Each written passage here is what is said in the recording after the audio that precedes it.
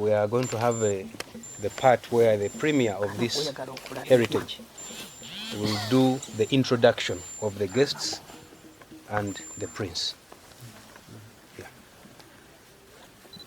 Salongo Warugembe Mutesa, Salongo Basamura, Mwanga, Chiwamirembe Chirevu Mukasa, Salongo Bukajumbe Daudichwa, Salongo Mutesa Okuva, Salongo basinze nnyo basinzege. Salongo basinze n'obusiro bwonna, basinze n'amafumu gammwe, basinze n'engabo zammwe, basinze n'emisambwa gyammwe, basinze n'abalongo bammwe. Salongo basinzege. Mwebale okukuuma ekibuga n'okukiyonja. Mukama wange Warugembe Mutesa, tuli mu kibuga kino mutuntu muno nga muzzukulu wammwe Omulangira Ndawula Salongo wamu n'abagenyi be bayise nabo, era abagenyi bo Ssaalongo bali mu kibuga muno nga bazze okulambula ku kibuga kyo. Ssaalongo okulaba muzzukulu wo gy'asibuka era kye kituleese mu mbuga yo mu ttuntu muno ayi beene. Ssaalongo tuzze n'ekita ky'omwenge n'akatta mukago. Ssaalongo nga muzzukulu wo bye bimukulembedde okujja mu kibuga kyo kino okweyanza buli kimu kyonna Ssaalongo ky'omukolera kyemumukoledde mu bulamu bwe byonna byatuuseeko obuko akulembeddwamu bannaavaabo ne basaava n'ebibuga byammwe byonna naddala ekibuga eky'e Kasubi wamu n'ekya jjajjaawo Kamaanya e Kasengejje.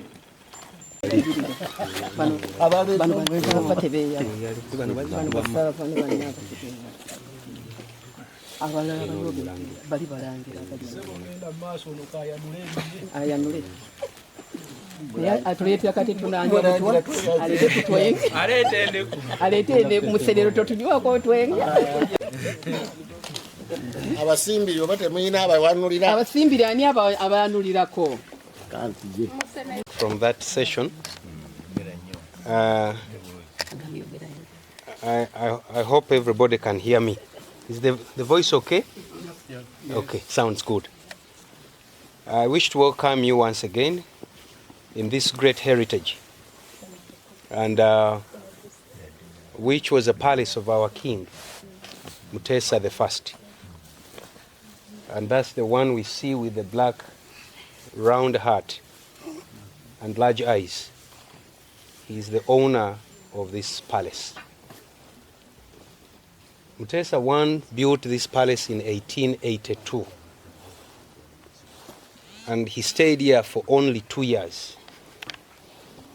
In 84, our king disappeared. Actually, kings don't die here, they disappear. And because it's our tradition, by then, when a king disappeared, he was supposed to be laid in his own palace. And therefore, he became the first king to be buried in his own palace. That's when the name changed from a palace to Kasubi Royal Tombs. His directive was clear. He allowed the future kings after him to also be buried in this same palace. So in total, we have got 4 kings resting in this great heritage. The coffee beans you're being served are a sign of welcome in our culture. There are coffee beans in the baskets. Feel free to pick 1 or 2, and you can break it and eat the seed inside. It's a sign of welcome.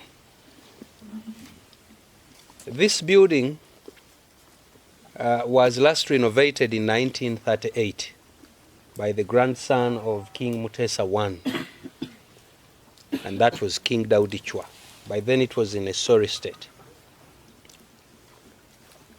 In 2001, this same building was inscribed on the World Heritage List by UNESCO. It is currently recognized as the largest grass-thatched hut in the whole world of its kind. It's a masterpiece of human creativity and a living testimony of our traditions. In 2010, we had a tragedy when part of this building was lost in fire. It was a very sad moment, and it was immediately removed from the World Heritage List and put in the World Endangered Sites. We have been able to restore it. It has taken us 14 years to bring it back to its former glory. And this has convinced UNESCO. 2 years ago, UNESCO relisted it back in the World Heritage List. So it made a record. It was the first culture site to be removed from the list, and it has bounced back. So that's how we have managed to conserve our skills and knowledge. And to an extent, we have been able to exhibit them when the danger happened in 2010. The king in the middle, Mutesa I, was born 1835, and he was the 31st king of Buganda. He's the king who welcomed the first European explorers like John Speke and James Grant. The two were trying to find the source of River Nile, and they later found it in Jinja. The king also welcomed Henry Morton Stanley, who was an English-American journalist sent to find Dr. Livingstone dead or alive. He found him in Tanzania at a place called Ujiji, and that's where he said the common slogan, Dr. Livingstone, I presume. But because the explorers had written about this kingdom, it was a must for Henry to expand his adventure here. And so he met our king. By then he was not living here.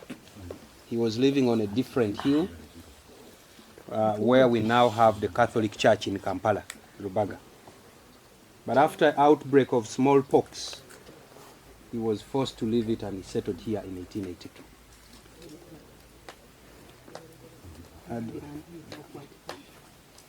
The next part of a sign of welcome, that's our local beer. And here, before anybody is served, the server must try it first for the convenience of the rest. Feel free as we go on. Those who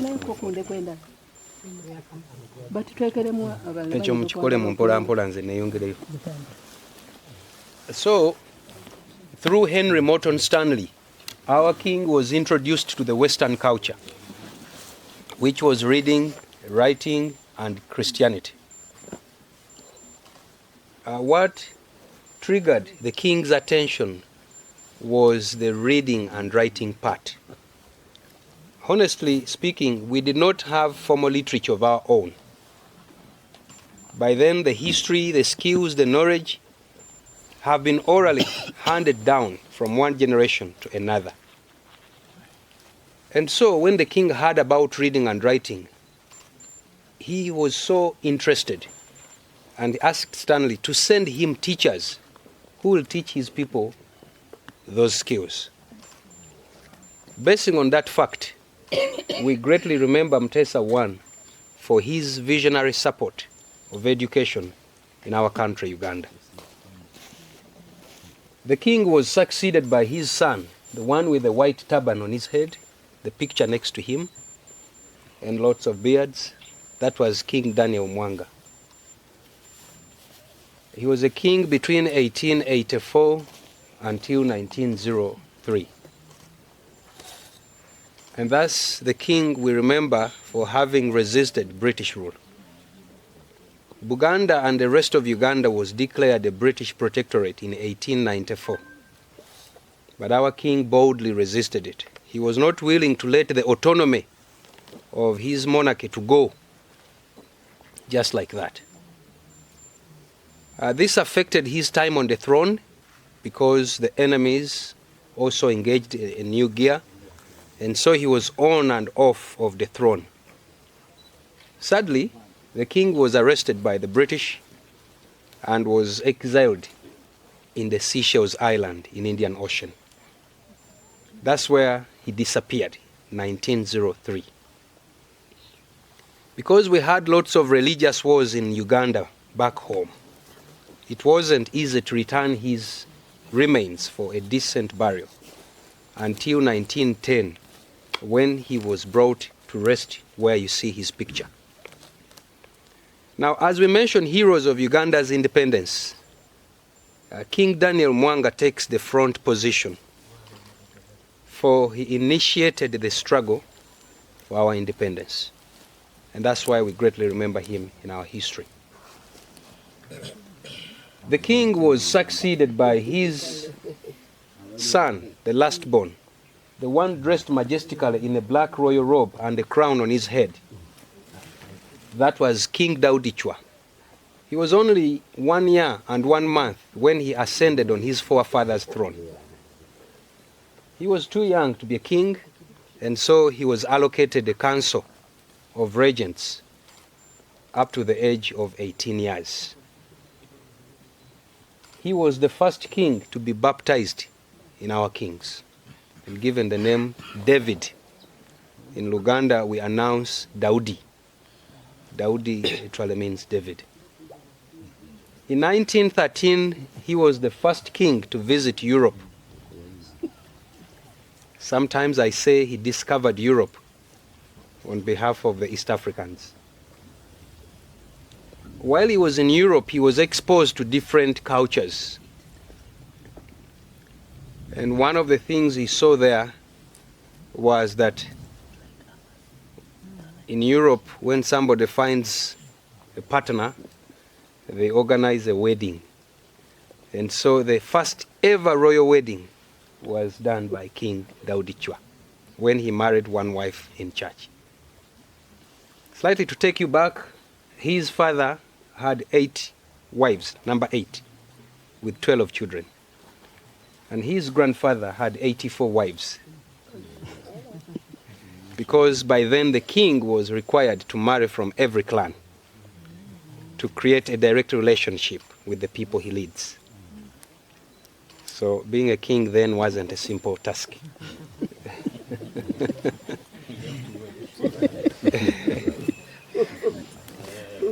And so King Daudi Chwa was also the first king to introduce girl child education. Before, girls were not going to school. But while he was in Europe, he noticed that boys and girls go in the same classroom. And there were some that achieved professionals. They were serving their countries. So he came back and enforced girl child education. He's the same king that allowed ladies to start eating chicken and eggs. Initially, it was a taboo in our culture. Ladies were never allowed to eat chicken and eggs. I think it's the reason why ladies like him most compared to other kings. King Daudi Chwa introduced football in Uganda. In Europe, they have FIFA. When he came back home, he registered FUFA. He changed I to U, Federation of Uganda Football Association. So he was the first FUFA president ever. The same king introduced coffee and cotton growing and industrialism. These all started during his time. So his reign was mixed with the traditional lifestyle and the modern lifestyle. The king in 1939, he disappeared and is resting where you see his picture. He was succeeded by his son, the last picture, the king seated on the throne. That was, he's a king who had a very long name. King Edward Frederick David William Luwangula Mutebi Mutesa II. He had a sentence name. Born 1924 and was crowned the king of Buganda in 1942. By the time he ascended on his forefather's throne, the king was just 15 years. And he was a student at King's College, Budo, in Uganda. These are schools which were built by the first missionaries here. He later joined Makerere College before it became a university. But Uganda had no universities. He was taken in England, where he joined Cambridge University. He majored in political science and history, but went for further training in Sandhurst Royal Military Academy, and later served in the Grenadier Guards, the Queen's Army. King George VI promoted him to the rank of a captain. Actually, the King of England said it was not right for the king to join army with a low rank. So he was decorated the captain rank under the orders of King George VI of England. And then Queen Elizabeth II promoted him to the rank of a colonel. After that rank, he had to come back home and start the duties of kingship. King Edward Mutesa II, to cut the long story short, he was the first president of the Republic of Uganda. Actually, the first king ever in history to be a president at the same time, and perhaps the last, because I don't think we will ever have a king again and a president. That was 1962. I therefore say the history of Uganda started from him. The date of our independence is on the 9th of October. That date was chosen by King Mutesa because it's the date his great-grandfather rested when he disappeared. So he chose it to be the date of our independence. Why? Because the skills, the writing, the reading, all that came during his time. Somebody could be wondering, why didn't we use the date he was born? But we didn't know. People knew the year, but they didn't know the date. But then they knew when he died. So they took 9th October to be our independence. In 1966, there was power conflict, and the king's palace was attacked. And so the king found exile in London. 1967, monarchies were abolished in Uganda by the president then, President Obote. And so the king also disappeared in England on his birthday party in 1969. His body was returned for a state funeral, 1971, by President Idi Amin. And he's now resting where you see his picture. The good news is, in 1993, monarchies were reinstated in the Uganda's constitution by the current president of Uganda, His Excellency General Yoweri Kaguta Museveni. We now have kings, and the king is on the throne. The current king on the throne, he's the son of King Edward Mutesa II, and that is His Majesty Kabaka Ronald Muwenda Mutebi II is our king on the throne. He's also the father of the prince seated here. So the current king and the prince you came along with, they are brothers, and that's their father. Our king today is not political, but traditional and very influential. Not the influencer of social medias, but he's powerful, he's influential. He's actually the most respected, trusted, and loved tradition leader in the country. And we are very sensitive to his feelings. Anything that happens to the king happens to us. And when we have the king on the throne, we enjoy the peace in the country. As I wind up, Buganda is the name for this kingdom, which is found in the southern part of Uganda. We are approximately 14 million people, Baganda, from this region, from this kingdom,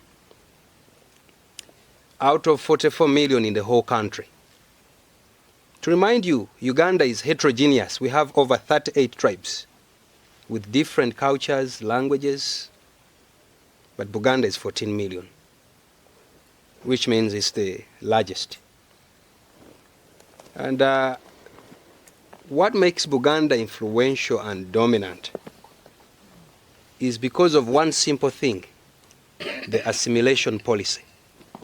Back in history, we were the smallest tribe in the region, but we grew at the expense of our neighbors by conquering land, assimilating the people, intermarried with them, and they became members of this family. We don't have the word foreigner in Buganda. No, whoever comes in Buganda, what we are required to do is to treat them with care and respect. And if they wish to stay with us, that's okay. So the word Buganda means a bando or a cluster. We are living as a bando. And this also makes Buganda a kingdom with a lot of history and culture, because the people we assimilated, they came along with their cultures.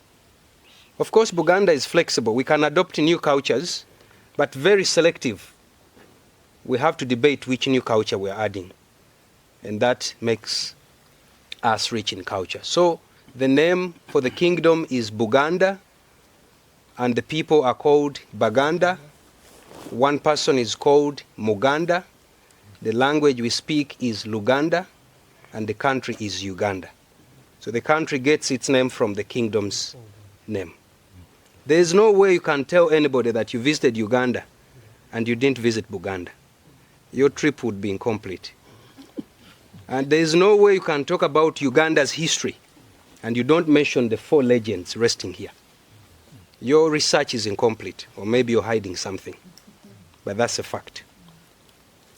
When I talk about this building, when you look at the roof of the building, you get an impression of a basket put upside down.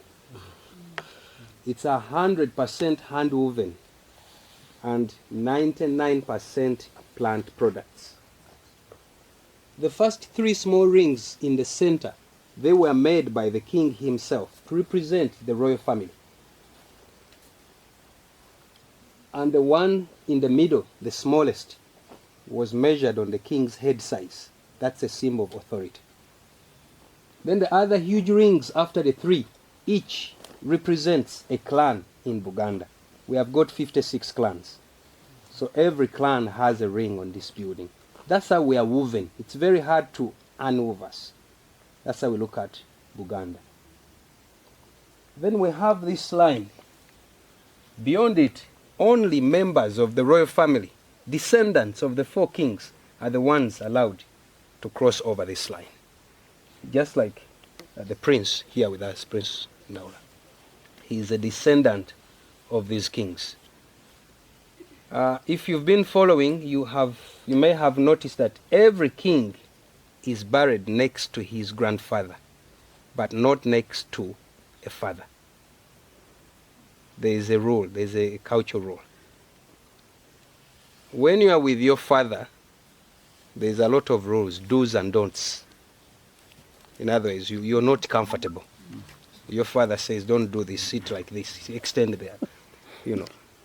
But when you're with your grandparents, you're free, and we want them to rest in peace. So that's why every king is resting next to the grandfather. The same applies to the prince. He has not sat next to his father. He has sat next to his grandfather, because we want him to be free. Then his children cannot sit next to him. They sit next to the grandfather. That's the sitting order. We have a brown cloth that dominates the decoration of this building. That used to be our first cloth, discovered over 600 years ago. Before the Europeans came here, or when they came here, they found our great-grandparents wearing this cloth. So innovation was on the highest level. In history, our grandparents tried to wear animal skin, but it was uncomfortable on their body. And the cost of acquiring one was expensive. You have to kill an animal, and then you wear that skin, and somehow you look like it. So Baganda are very, very tricky. So they discovered this cloth. We get it from a tree skin, a tree bark, which we call fig tree. So we peel off the tree bark gently without hurting the tree trunk. And we pound it with a grooved wooden mallet so that it can expand at least 10 times from the original size. And when we sun dry, it turns this color. That's its natural color. There are no chemicals added. We don't abandon the tree. We go back and plaster it with banana leaves so that it can heal and produce a new skin after 5 months. What an eco-friendly activity our grandparents discovered. The bark cloth has been declared the oldest fabric in the whole world by UNESCO. It's one of the African skills that has survived the test of time. You can all agree with me that Africans, we have lost a lot of skills and knowledge along the way in the name of development. But the bark cloth impresses us. How has it been able to survive for over 600 years? So that is our traditional cloth. Then behind the curtain, that's where our kings are resting. The raised platforms we see here are symbolic. I would not have told you this because we don't tell it to visitors, but simply because the prince is around, I take that chance to let you know. So the tombs of the kings are behind the curtain. The raised platforms are symbolic to show our visitors how the real ones look like behind. And nobody is allowed to go behind there, apart from a few from a specific clan, because we believe our kings don't die, but they disappear. Even the current king is never allowed to go there, because we fear that he might disappear like his ancestors, and so he's never allowed to go there. Sideways, we have the ladies dressed traditionally, to that side and to this side. They are the caretakers of this heritage, but they are descendants of the king's widows. In Buganda, we believe in succession, and it's a very powerful exercise that has helped us to conserve our heritage. You're always expected to dream bigger than your lifespan. Don't say, I'll live for 100 years, then you make a plan for 100 years. No, double it. That way you will be able to plant a tree that takes 150 years to grow, because you believe in your vision. And the best way to have it is to prepare a successor. A successor must be younger than you. A successor must believe in what you believe in. And the best option of the successor should be your children. If you don't find any, take it to your brothers. And if not the brothers, take it to your friends. So these are ladies who succeeded the real wives of these kings. In succession, when you succeed somebody, you don't only take their offices. You go an extra mile and impersonate the person you have succeeded. You become them. For example, you may not be surprised to find a person of my age claiming to be a father of somebody who is 90 years. It sounds crazy, but it is possible through succession. How? Maybe my grandfather may not see good characters in his biological sons, and then he sees them in Joseph, the grandson. So he writes a will that Joseph will succeed me. Now, when I succeed my grandfather, I become him. There will be a situation where my father will call me father because I succeeded his father. So that's the power of succession. And so we address these ladies, king's wives, in that line. With that a brief history, I wish to thank you for your time. And if you have any question, please feel free to ask. Speaking my language. Yes, please. And it will translate. Yes. Kasi kay kan nini kasi kay history ba uwan kasi kung ois aroma. Good day. Thank you very much. It is an honor to be received in a place with such a broad history. It's my pleasure. And my chief, in Namibia we have people that has read history knows we have the Kuni line and we have the Kwe line. The Kwesan people are clicking like the Zulu, mostly Xhosa, Tamara, San, and so on. So we are from that part that clicks. That's where my chief is from. You're most welcome to Uganda Kingdom. Yeah. Nesi kuda ke ki kau ya ubakata ke asau koni kau tis aromas mari chotwa simadian kasaneta nga urutominga ho. I learned from this presentation my foundation of succession in my kingdom. I have learned, thinking back of how I have succeeded my grandfathers from this presentation. Se sabitia no tai to sti taruba kene kuwa kota. Se kota stuza hit ma etira isiku ti isimu bukara kaure kausisnes madiko se unsa tia ama kausisa kitka. You have demonstrated a long line of memories of the kingdoms, and I have learned that at this occasion. Mai swabi ke tindaning toba chai ngasa se purus tu sarahi si sada wada di kuru au tu bara kan ne dan ngwa kuru ngada go satu am si ang chini ji kau sistik madira chwa madira kong kisar mo kisnaram. I am overtaken by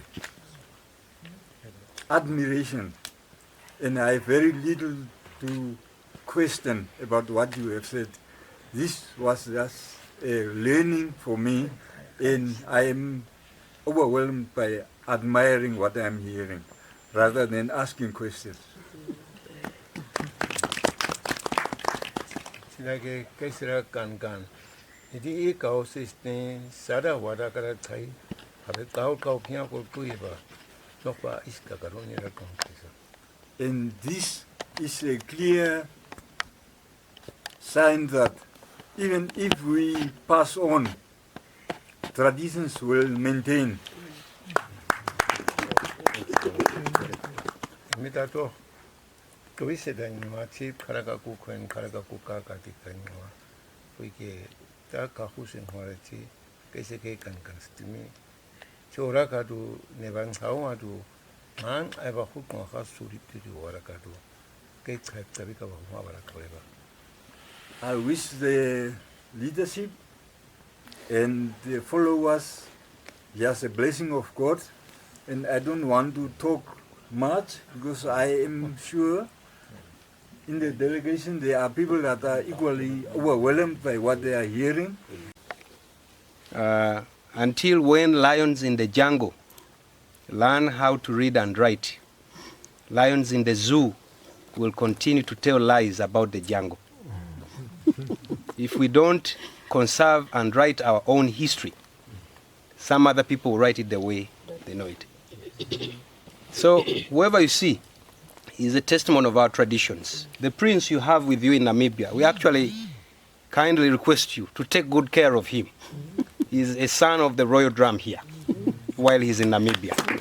We trust that you will do that very well. Thank you very much. In case you wish to make any Thanksgiving to the caretakers, the ladies, you can put in any of the basket. You can put in one or any. It's not a must, but that's up to you. I will gladly do so. It's my pleasure. Thank you so much, and we are indeed grateful to be welcomed. I would first introduce my kings, and first we start with His Majesty Chief Kaseb, as he already spoken.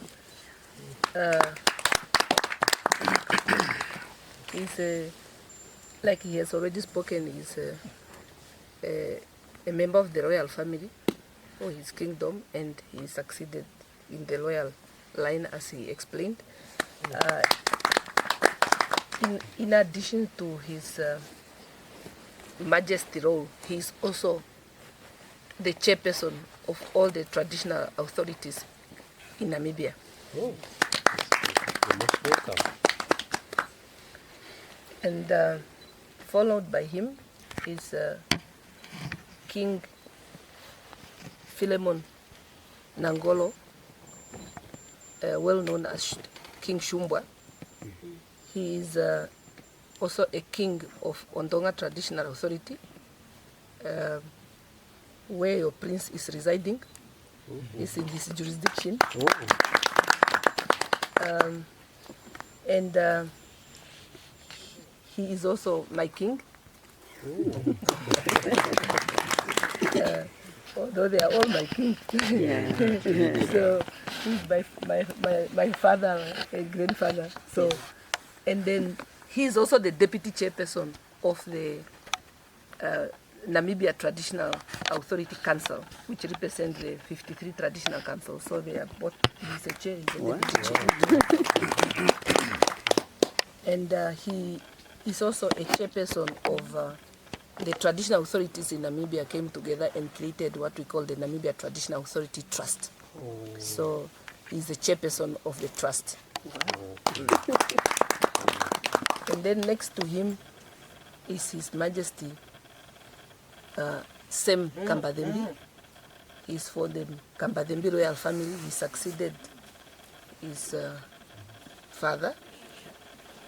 And he's we have he's a member of the Traditional Authority Council. He also served there as a member, but he is also a chairperson of the Traditional Authority Business Company. So we have created a business company for all the Traditional Authority, and he is chairing that business company, His Majesty Kambadembi. And the gentleman who's a linguistic and historian, former soccer player, and yes, he used to be very popular in his years. Okay. He's now a traditional council, senior traditional council, means like a sub-chief under chief gossip.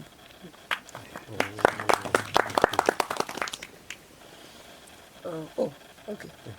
So he's very happy because his name is David, and there are two kings.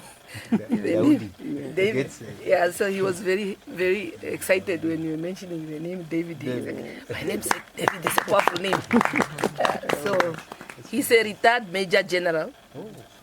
Yeah, so he used to be one of our top generals in the country before he retired.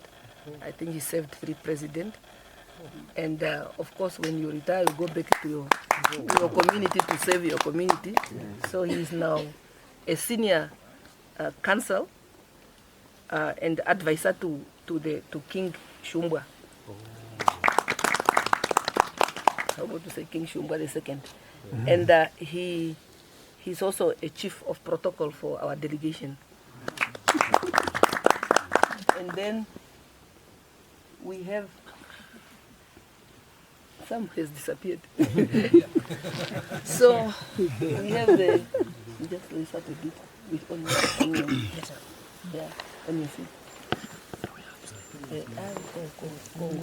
Congo, onion. Oh, his name is he's a prince. His name is Abed Bam.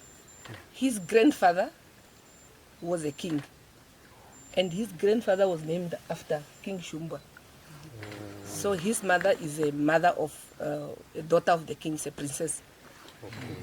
And now he's a server. Yeah. So he's also he's also now in the traditional authority. Katunwa Katopose is also from the royal family. His mother is from the royal family, and he's related to the chief, His Majesty Kambadembi, and he is now, as he's sitting behind him there, he's senior advisor and counsel, and so he's also now helping also with the Traditional Authority Trust. He occupies the position of project and community development manager. Nels. So we have, like I indicated before, that we have created a business company to support for the Traditional Authority to do business with investors, government and others, and to uplift communities out of poverty. So she's the CEO. So we believe in uplifting the young people and preparing them for the future. So she's the CEO of the investment company. And myself, my name are almost like also a sentence. So since I was the first girl, I think my father thought no more children will come. But 10 came later. I am Luis Rebecca Penyameko Deuhepera Kanduapa. Those are all my names. My father gave them. I don't know. So they know. So Shiwameni. So I am a senior traditional counsel under King Shumba. And I'm also that is my royal duty. But on my daily job, I am heading all the state company in Namibia. I'm in charge of the state-owned enterprises in Namibia as a head of the state companies. But in this delegation, I'm just following my chiefs and helping them. It is indeed a pleasure to be here, and definitely we could see already. I always said we African we came from the same ancestors, and already there are commonalities around here. The traditional drink that you just gave it now, it's exactly almost close to our traditional drink. And it's also served in calabash. Yeah, so we might even find 1,000 commonalities. We definitely came from the same ancestors, and we are very happy to be here. And profoundly honored to have such a majestic delegation in this great heritage. And just as earlier said, it is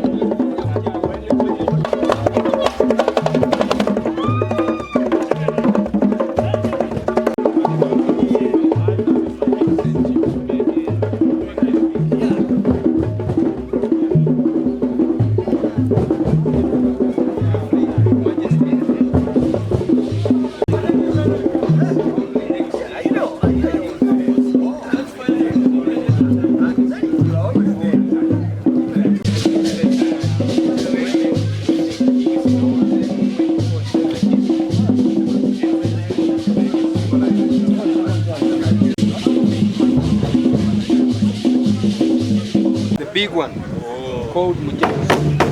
Mujaguzo means celebration. The kings and the king's children.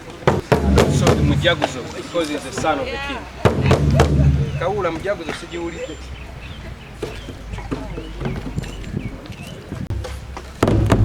That's the only thing for the kings and their children. It's the first draft. That's why okay. Very good. Where is that?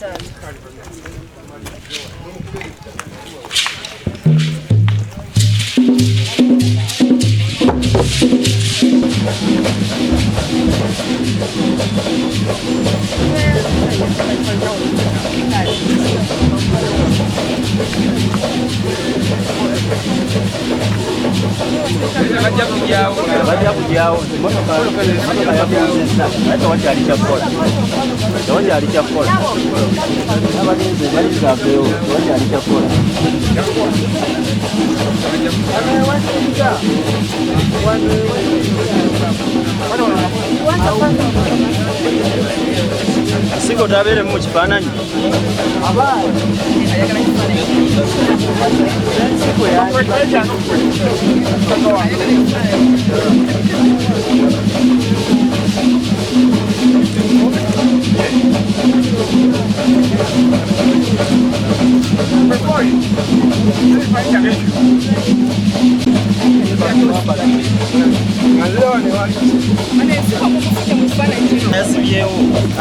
addeyo eri emmanga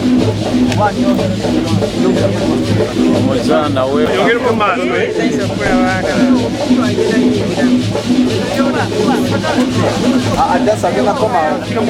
ejagaloddeko eri emmanga salodde wali